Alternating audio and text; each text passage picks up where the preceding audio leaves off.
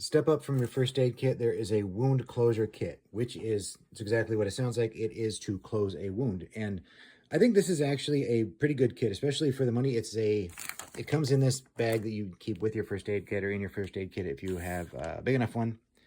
And I had actually got out my gloves to put in it, but it actually comes with gloves. Because a lot of first aid kits don't come with gloves. You need gloves in your first aid kit. Make sure you have those there. The second thing that I add to it is one of those headband flashlight things, because there's a good chance that you will be working in the dark and you need to be able to see. And if you're holding a flashlight, you can only work with one hand, and there is no way you're going to be able to apply these with just one hand.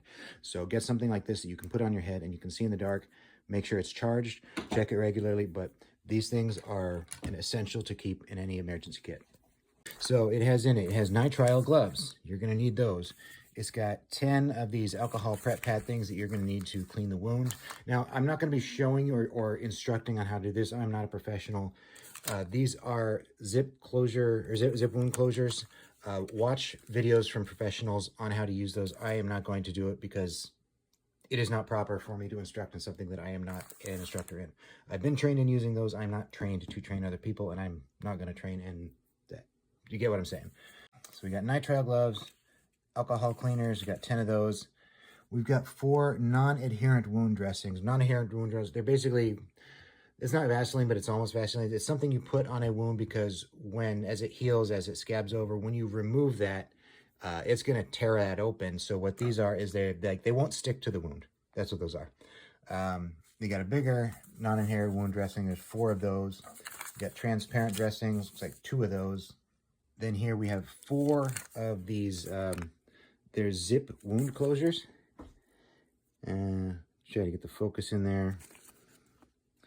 It's almost like a butterfly strip, but they zip together. Like this is for if you got a wound that you're not going to be able to just put a butterfly strip on. You put it on and zip it. That is not training. Watch training from professionals, but that's kind of what this is. It's a zipper.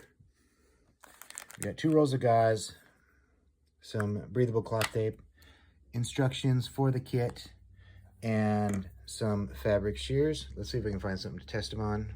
An old t-shirt. Let's test the shears. Yeah.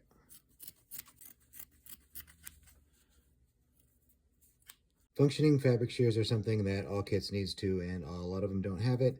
And sometimes they're crappy, so I always test them. Packs up like this, about this big. About that. Car first aid kit's about that big. Bundled together with a flashlight headband. These are important. Looks like 10% off will get you that. You can get gauze rolls in bulk, more wound closure kits, zip wound closures, more zip wound closures, bandages, emergency bandages. It's like a compression bandage. Those things are good. They're referred to as Israeli bandages, unfortunately, but they're functional bandages, and that's okay. Medical supplies from a medical supply manufacturer.